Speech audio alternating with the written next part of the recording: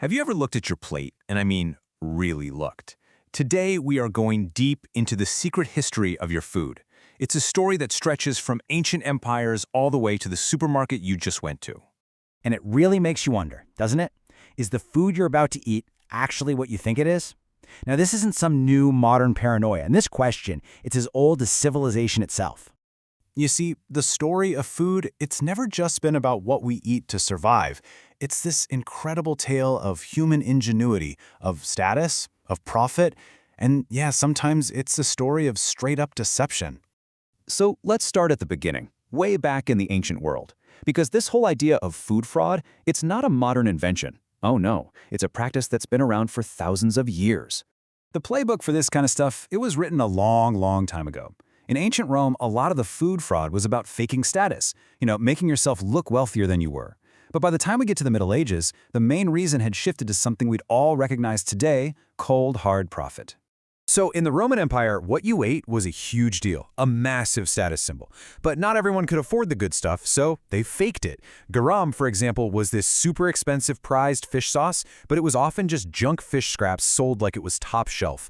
Wine was constantly being watered down. But here's where it gets really scary. Some sellers would add lead acetate, which is a sweet-tasting poison, to cheap, sour wine to make it taste better.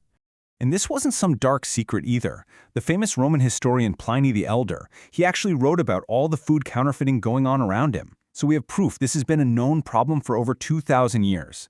Now, let's fast forward to medieval Europe. These profit-driven scams got even more common, especially when people were desperate. Think about the most basic food of all, bread. Well, when times were tough, some bakers would mix things like chalk, sand, and even ground up bones into the flour just to make it last longer. It was a pretty grim business. And it wasn't just the basics. The expensive stuff was an even bigger target. Spices like black pepper were literally worth their weight in gold, which of course made them a perfect thing to fake, often by mixing in cheaper seeds or husks. But then, everything changed. The Industrial Revolution brought us mass production, which was great, but it came with almost zero rules or oversight. And this period became, frankly, one of the darkest and most dangerous chapters in the history of food. Okay, so let's just take a common scam with milk. Step 1, you water it down to sell more of it. But wait, now it looks all thin and bluish. So step 2, you add chalk to make it look white and creamy again. And finally, step 3, you sell it as pure milk. It was a simple 3-step recipe for pure deception. And things got truly awful with products made for kids. To make candies look bright and fun, manufacturers wanted these vibrant colors. And where did they get those colors? Get this. They often came from toxic, heavy metal paints that contained lead and copper. The situation got so bad that in 1820, a chemist named Friedrich Occam published this totally groundbreaking book exposing it all. And he summed up the whole crisis with this unforgettable line: "There is death in the pot." His work really kicked off the whole modern food safety movement. All right, so that brings us to the modern world. Surely, with all our technology and regulations, these problems are a thing of the past, right? Well, not exactly. The fraud hasn't gone away, it's just gotten way more sophisticated. Nobody's putting sand in our bread anymore, but the game is the same. That expensive extra virgin olive oil, it might be cut with cheaper soybean oil. That pure honey could be diluted with corn syrup. And that fancy red snapper you ordered at the restaurant, there's a decent chance it's actually a much cheaper fish like tilapia. And we're not just talking about a few small-time crooks here. Modern food fraud can shake an entire continent, as the whole world found out in one particular year, 2013. That, of course, was the year of the massive European horse meat scandal. Products being sold as 100% beef, we're talking everything from frozen dinners to burgers, were found to have horse meat in them. It was this huge scandal that completely shattered consumer trust and showed just how complex our food supply chains really are. So yeah, that scandal revealed how our food can be physically manipulated. But it also raises a much deeper question.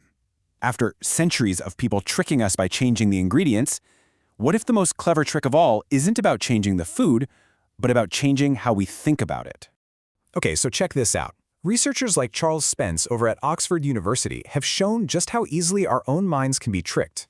It turns out we don't just taste with our tongues, we taste with our eyes and with our expectations. For instance, people consistently say that wine tastes better when it's poured from a heavy, fancy-looking bottle than the exact same wine from a cheap one. Strawberry mousse apparently tastes 10% sweeter on a white plate than a black one. Our brains use these little shortcuts, price, packaging, color, to tell us what something should taste like. In a way, this is the final frontier of food fraud, not just changing the product, but hacking our own perception of it.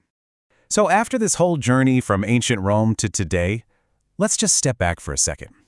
What's the common thread here? What have we really learned? It really boils down to this. A few things have definitely changed. The methods are way more sophisticated, the regulations are much stronger, and we, as consumers, are way more informed. But the one thing that has not changed one bit from the Roman fish market to the modern supermarket is the motive, the drive for profit. When you really think about it, from the fake fish sauce of ancient Rome to the poisoned candy of the Industrial Revolution, all the way to the mislabeled seafood of today, the plate of food right in front of you is so much more than just a meal. It's like a quiet little mirror reflecting thousands of years of human history, competition, and, deception. Which leaves us with one final very important question. The next time you're in the grocery store or you're sitting down to eat, just take a second.